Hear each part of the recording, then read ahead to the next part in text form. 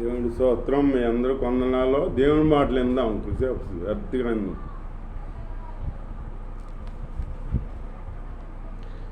సంఖ్యాకాండం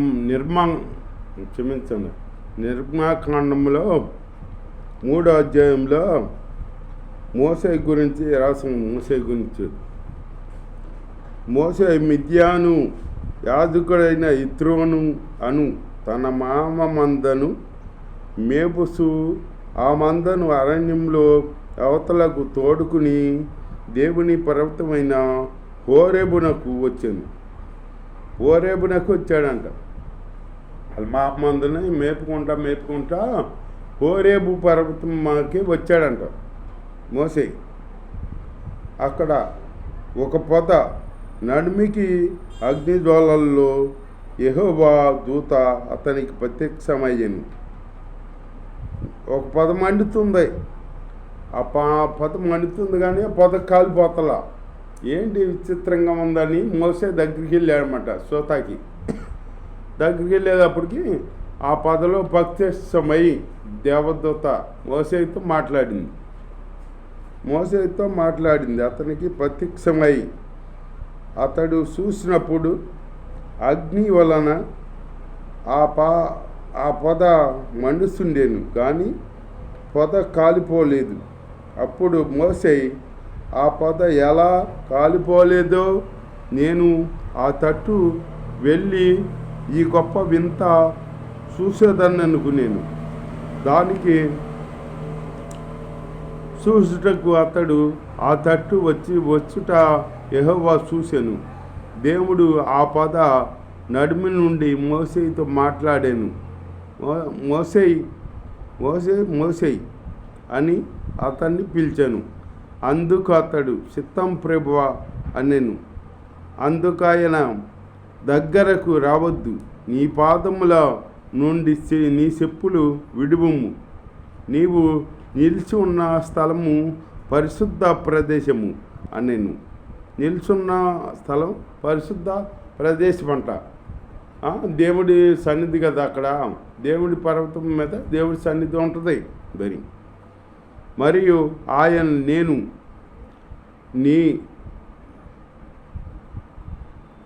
నీ తండ్రి దేవుడను, అబ్రహాము దేవుడను, ఇస్సాకు దేవుడను, యాకోబు దేవుడను అని చెప్పగా మోసే తన ముఖమును కప్పుకొని దేవుని వైపు వెరసెను.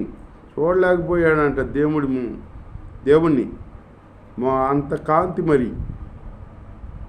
మరియు యెహోవా ఇట్లా నేను ఐగుప్తులోనున్న నా ప్రజల బాధను నిత్యముగా చూసి తిని పనులలో తమను పెట్టిన వారిని బట్టి వారు పెట్టిన మొరను వింటిని.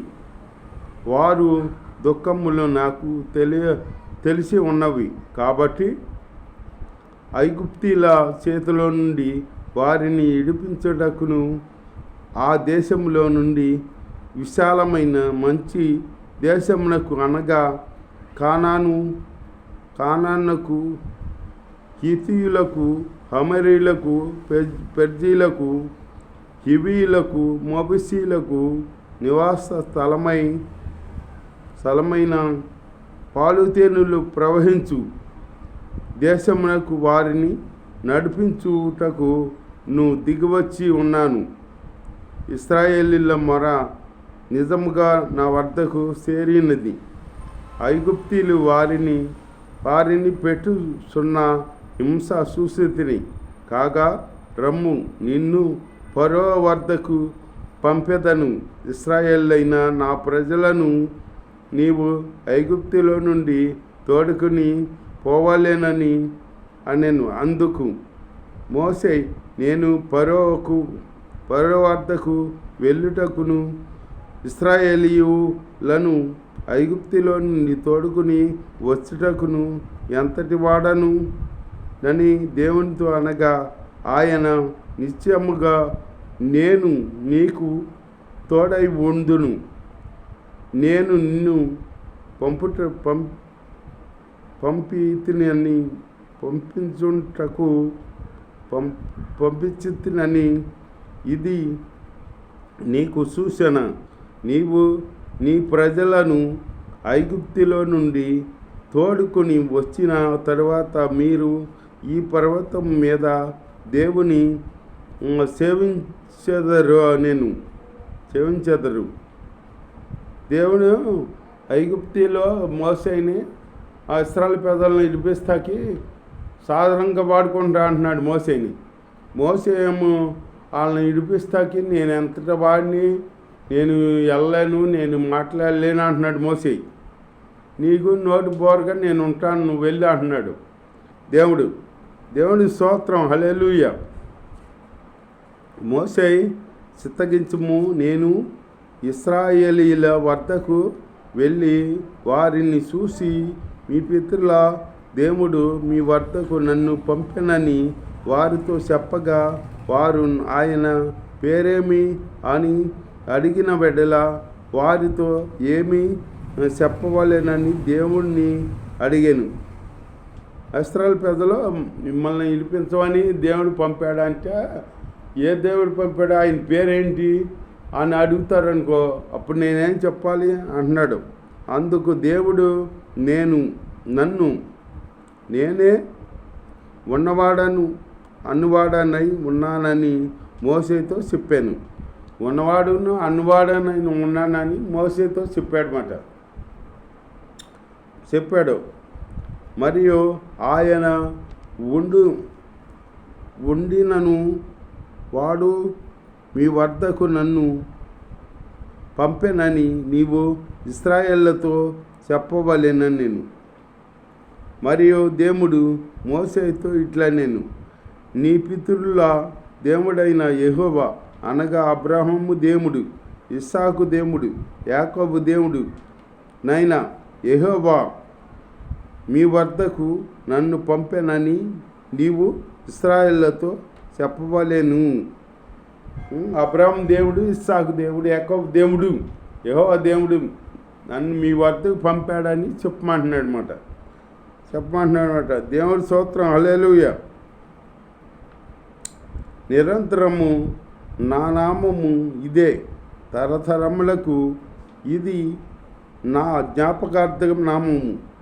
నీవు వెళ్ళి ఇశ్రాయేలీయుల పెద్దలను పోగు చేసి మీ పితరుల దేవుడైన యెహోవా అనగా అబ్రహాము ఇస్సాకు యాకోబుల దేవుడు నాకు ప్రత్యక్షమై ఇట్లా నేను మిమ్మును ఐగుప్తులో మీకు సంభవించిన దానిని నిత్యముగా సూచితిని. ఐగుప్తి బాధలు నుండి పాలుతేనులు ప్రవహించు దేశమునకు అనగా కానానీయులకు, హిత్తీయులకు, హమరీయులకు, పెర్జీలకు, హివీలకు, మొబసీలకు దేశమునకు మిమ్మును రప్పించదనని చెప్పినని వారితో చెప్పాను. అంటే పాలుతేనులు ప్రవహించే దేశానికి రప్పిస్తాను నేను అని చెప్పాలతో అని అంటున్నాడు అన్నమాట. పాలుతేలు ప్రవహించు దేశానికి రప్పిస్తా వారు నీ మాట విందురు గనుక నీవును ఇశ్రాయేలీల పెద్దలను ఐగుప్తి రాజునద్దకు వెళ్ళి అతన్ని చూసి హెబ్రీయుల దేవుడైన యెహోవా మాకు ప్రత్యక్షమాయెను గనుక మేము అరణ్యమునకు 3 దినముల ప్రయాణము అంత దూరము పోయి మా దేవుడైన యెహోవాకు బలిని అర్పించుదాము సెలవిమ్మని అతనితో చెప్పాను. ఐగుప్తి రాజు 3 దినముల ప్రయాణం అంత దూరం వెళ్ళి అక్కడ నన్ను సేవించండి అని దేవుడు చెప్పాడన్నమాట. ఆ మాట పరోకి చెబుతున్నాడు. 3 దినాల ప్రయాణం అంతా దూరం వెళ్ళి మా దేవుని సేవిస్తాకి మేము మాకు సెలవిమ్మంటున్నాడు అన్నమాట. సెలవిమ్మంటే ఐగుప్తి రాజు ఏమంటున్నాడు? ఐగుప్తి రాజు మహాబలముతో మీ మీదకి వచ్చి మిమ్ము పోనీయాడని నేను ఎరుగుదును. పోనీయాడని ఎరుగుదాని దేవుని ముందే చెప్పాడు. ఐగుప్తి రాజు మిమ్మల్ని పోనీయుడు అని ముందే చెప్పాడనమాట. పోనీయుడు కానీ అతను ఉదయం నేను కట్టుబడతా అన్నాడనమాట. పోనీయాడు మిమ్మను పోనీయాడని నేను ఎరుగుదును. కానీ నేను నా చెయ్యి చాపి ఐగుప్తి మధ్యను నేను చేయదలంచి ఉన్న నా అద్భుతములు అన్నిటిని చూపి దాన్ని పాడు చేసేదనని అటు తర్వాత అతడు మిమ్మును పంపినను. అంటే దేవుడు అద్భుతాలు చేత అంటున్నాడు. నేను అద్భుతాలు చేసే వరకు ఆ ఐగుప్తి రాజు మిమ్మల్ని పంపడం, నేను అద్భుతాలు చేసినాక ఆ తర్వాత మిమ్మల్ని పంపుతాడు అని చెబుతున్నాడు అక్కడ. మరియు నేను ఈ జనుల ఎడల ఐగుప్తీయులకు కటాక్షము కలగజేసేదను. కనుక కటాక్షం కలగజేస్తాడంట ఐగుప్తుల కాడ. మీరు వెళ్ళినప్పుడు ఒట్టి చేతులతో వెళ్ళరు. ప్రతి స్త్రీయు తన పొరుగు దానిని, తన ఇంట నుండి దానిని, వెండి నగలను, బంగారు నగలను, వస్త్రములను ఇమ్మని అడిగి తీసుకొని మీరు వాటిని మీ కుమారులకును మీ కుమార్తెలకును ధరింపజేసి ఐగుప్తీలను దోచుకుందురని. నేను వెళ్ళేటప్పుడంట ఐగుప్తుల్ని దోసుకుంటారు. ఐగుప్తీలు బంగారం కాడ మీకు వస్తుంది, మీరు తీసుకుని వెళ్తారు అని చెబుతున్నాడు. అప్పుడు మారినప్పుడు అని చెబుతున్నాడు అన్నమాట దేవుడు. అందుకు మోసే చిత్తగించము, వారు నన్ను నమ్మరు, నా మాట వినరు, యెహోవా నీకు ప్రత్యక్షం కాలేదందురు అని ఉత్తరమియ్యగా, యెహోవా నీ చేతిలోనిది ఏమిటి అని అతన్ని అడిగాను. అందుకు అతడు కర్ర అనేను. కర్ర అన్నాడన్నమాట.